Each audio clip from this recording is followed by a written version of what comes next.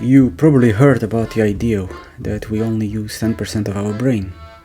What if we can unlock 100% of our mind and brain? Did you heard about it? I will break the ice immediately. It's a myth, it's fake news in the words of today. We use our brain for 100%. You can find research online about those facts on Wikipedia and even on TedX talks.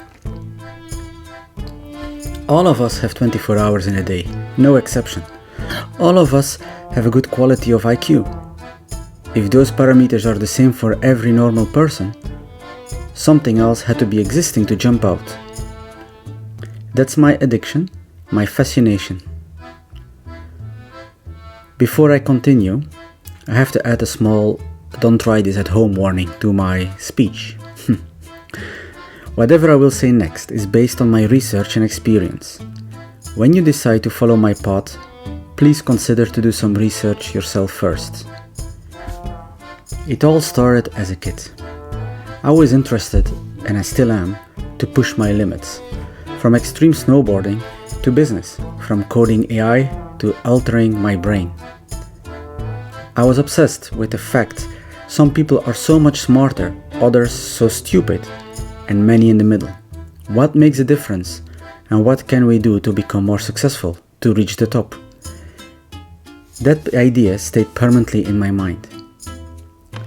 I am not only talking about business and money, I'm talking about whatever goal you want to reach. To reach the top, one thing that always comes back is to remove the distractions. To succeed, to be the top, we need to focus stronger and longer. Yes, we can do sport and meditation, which takes time out of my 24 hours a day. I'm already reading many books to catch up with the latest ideas and solutions. I can't afford to reduce my working hours even more. I'm not saying those techniques aren't working, like sport and meditation. I do them myself, but I'm in search of a new, a faster way, a way to be able to do more in those 24 hours. About 2 years ago, I read an article about engineers at Google and Facebook taking microdoses of LSD to become more creative. I really don't know if this is true, if it was also fake news on the internet, but the article was there. They called it the productivity hack. A microdose of LSD, as the article stated, gives you a jolt in creativity without the hallucinations. I do love adventure, and I know where to get high-quality narcotics in Geneva. I know, some people are now looking strange at me or at their screen. I run a few businesses. I am married and have 3 kids that count on me. For me, it seemed a bit too risky to measure micrograms, LSD. How do you measure micrograms anyway? I decided not to go into the LSD path.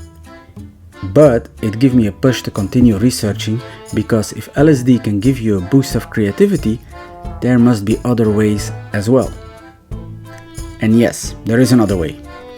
It's a drug created in 1950s, and some stories says it was used by the Soviet army to keep the troops more focused. The medication was the first drug to modulate cognitive function without causing sedation and stimulation. Those medications are called nooptronics, and I found my path.